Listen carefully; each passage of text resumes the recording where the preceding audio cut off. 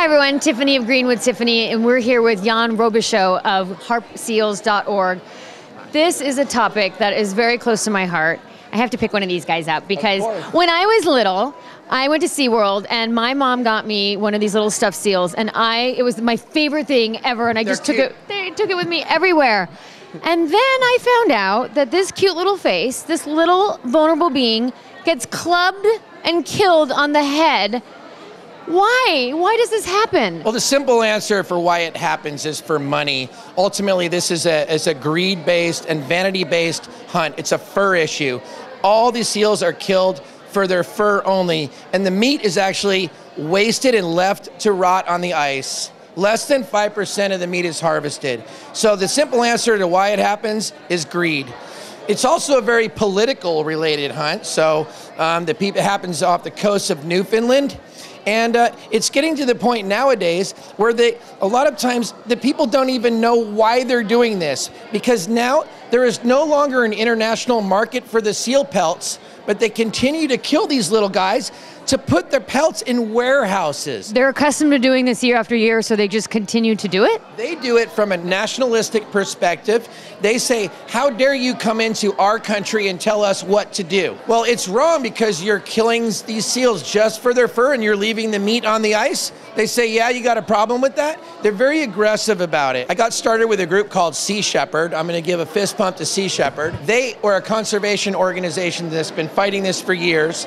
And I went up and I was actually on a boat to try to film the sealers. I got to pet these baby seals, but I realized that when I left the seals, that same seal that I just had petted and thought was the most amazing little creature, the little white seal, that it wasn't gonna make it. It was gonna get killed in a really horrific manner. So at that point I came back and I said, what do I do? How do I do it? I'll take the challenge and I'll start harpseals.org.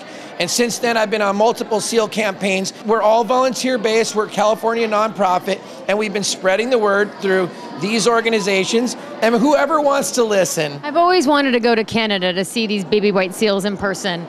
And I thought, what if I come across one of these men who are in the process of about to or killing one of these seals? What would I do? I don't even know what I would do with myself. Have you seen this? I have seen it directly right in front of me, seals, but here's the thing. You won't see it unless you own either a helicopter or a boat, because the seal hunt happens away from where prying eyes can see it. That's one of the reasons why it's continued to be able to happen. The majority of the Canadians do not want this seal hunt to happen. Only Newfoundland and Quebec is just where it happens.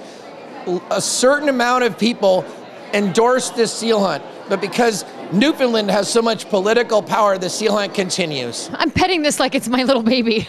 Why do we need this fur? I mean, there's so much technology, there's so much other ways to insulate. People want it just for the looks, the beauty. Why? You know what? There are still some countries that utilize fur, including the United States, by the way. I don't really know the answer of why people continue to wear fur. I've never seen seal fur though, like a seal fur coat. Well, it's not legal. It's not legal here in the United States. So the majority of this fur ends up in China. Norway imports a lot of the fur. It ends up in some also Northern European Bloc countries. I totally don't know the answer of why people want to wear fur when there's alternatives out there that keep you even warmer. There's faux fur that keeps you warmer than real fur, and you don't have to have a cruelty attached to it.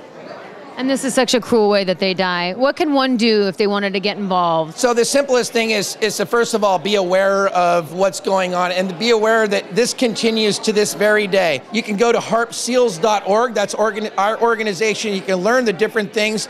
We give you lots of activities that you can do from our website. I think about how people look at themselves in the mirror, these fishermen that are out there killing the seals, and feel okay about it. You and I can't skin a baby kitten. We can't kill a baby seal. We can't do it. So we don't get that. But the people who do this all the time, they become desensitized to it. You see what I mean? Yeah. They're so desensitized that they can continue to perpetuate this horrible thing.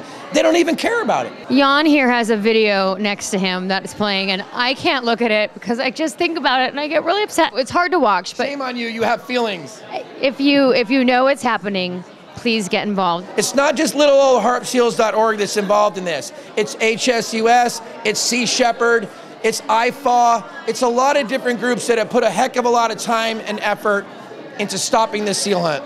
I get a lot of mailings on it. Well, thank you for fighting the fight, Jan. Thank you for what you do. Thank you for what you do. In your mission and cause. And go to harpseals.org. Look at this little baby. How could you hurt this little face? Save the seals. Thank you. Green with Tiffany. I really appreciate that.